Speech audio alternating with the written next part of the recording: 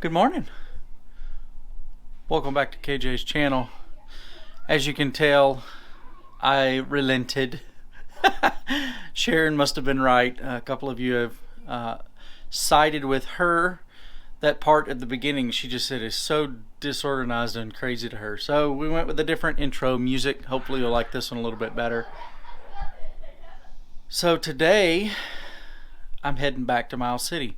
I'm going to meet with hopefully about 6 or 7 pastors down there. We'll gather together to meet and spend some time in fellowship, since this has been such a tough year and we haven't been able to get together. So that would be good for all of us. I'm going to ride down there, hopefully not spend too long, get back, and then I'll run this afternoon.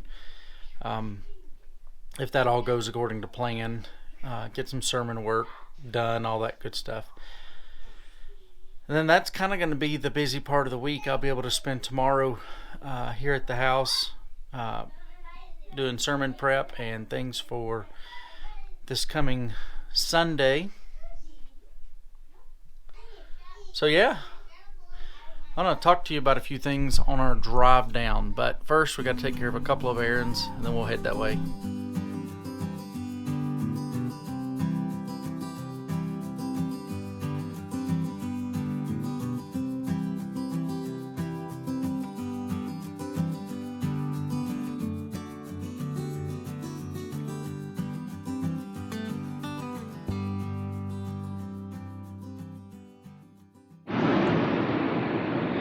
On the road again.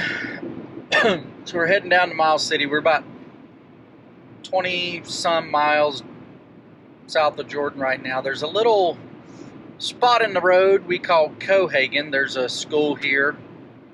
Hang on, let me switch mics.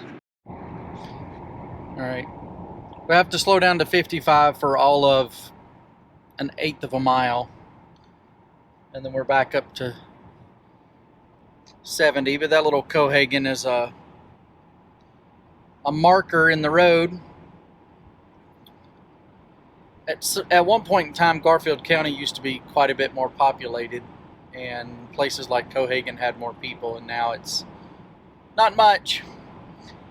But anyway, what I wanted to talk to you about on our drive is pastor tenure in these small, tiny, rural churches. A week or so ago, I was talking to some church members of mine, and they were telling us about a church that they used to attend that they had visited recently. And we were talking about one particular aspect of it, but the thing they said was the last 2 pastors of that church had stayed for like 15 years and 12 years. But both of those pastors in the exit interviews said the church needed to connect with a larger network of churches. It had been an independent church, and it needed a connection to larger churches. And we were talking about that, what that does. And you know, we're part of the Southern Baptist Convention. I'm president of the Montana Southern Baptist Convention right now. And while I believe every individual church is autonomous, I think it's also vitally important that they unite with other like-minded churches in order to support missions and to be more unified. One of the things that does is offers these pastors support. Most people don't realize how stressful it is in the ministry. It's really easy to become an island, and when you're on an island, you only have a small perspective of everything that's going on. And so in order for pastors to stay for a long period of time at one particular location, a couple of things need to happen. Number one, they need to be absolutely sure of their calling.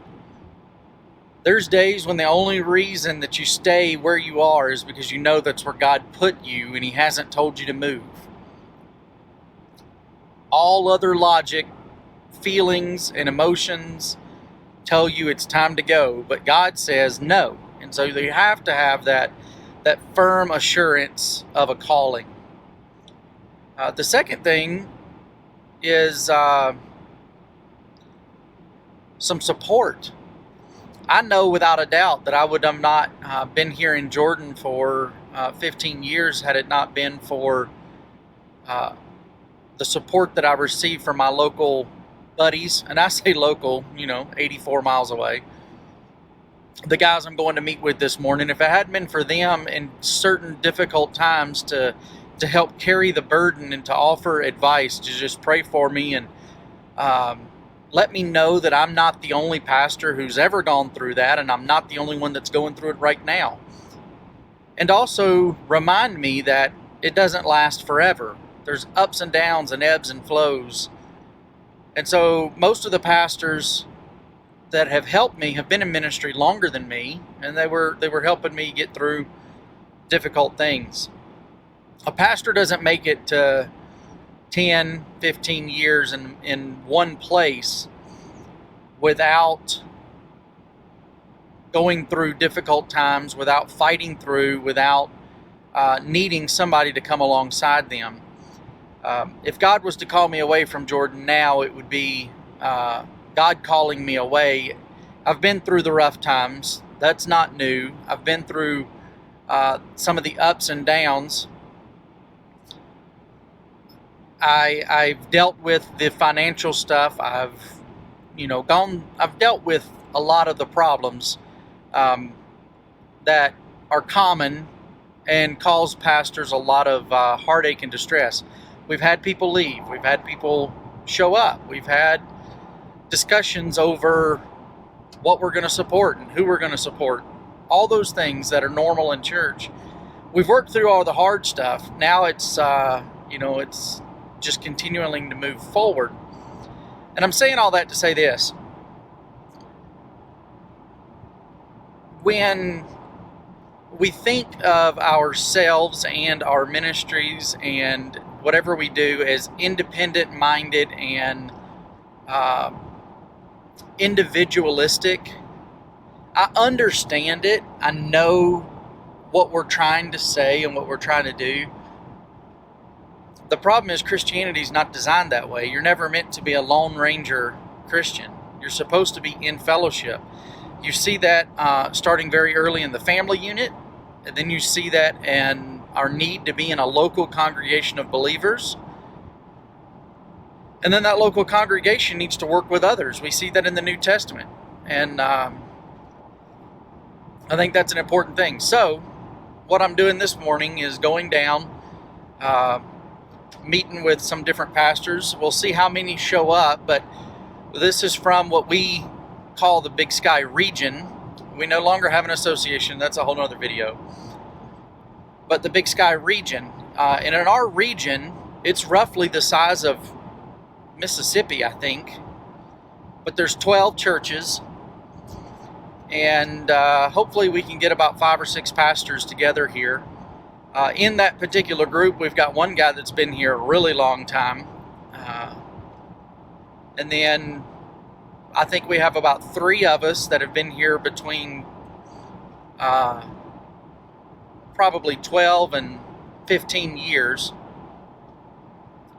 And we've got a couple of newer guys that have only been here about 3 or 4 or 5 years. I don't know what the average stay is for a pastor in the rest of the country. I know for a while it was about 2 years. I think it's going up a little bit. But in Montana, before I got here, the stay was not good. At our little church, they'd never had a pastor stay for more than 2 years at one stretch. They had another pastor who was here a total of 5 years, but it was in different stretches. So for me to have been here 15 years,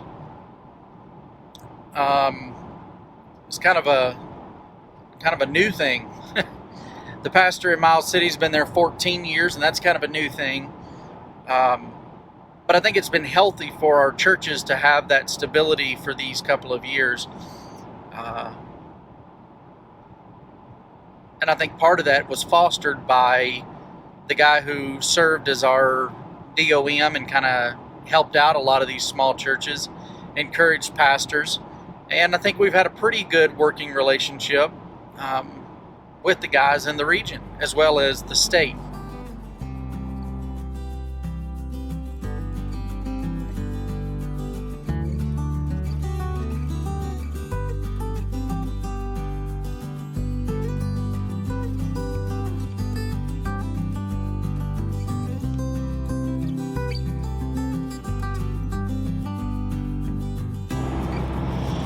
Okay, welcome back. That meeting is done, and we've almost made it back to Jordan. On the drive down, I noticed at the Garfield County sign, which is our county line, it's right there at the sign, it's mile marker 38. We're 84 miles, about 83, 84 miles from Miles City in Jordan. And if the county line is at 38 miles, that's like what, 45, 46 miles back to Jordan. So that means the southern end of the county is closer to Miles City than it is Jordan. That's not even the northern end of the county. Woo! That blows my mind a little bit. Good meeting. Glad to visit with those guys and get some encouragement. Bounce some ideas. It's really good to be able to have that kind of relationship with the other pastors in this area. So that was really good. They invited me to stay for lunch, but I needed to get back to the house. I need to get on the treadmill and run my miles, or Stacy's going to beat me today, and we can't have that happening.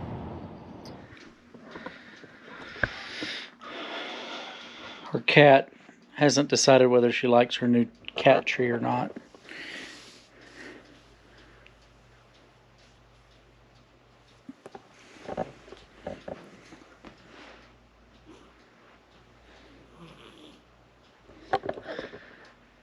Okay, that was a good day. Tomorrow's going to be mostly in the office, but I'll see you there.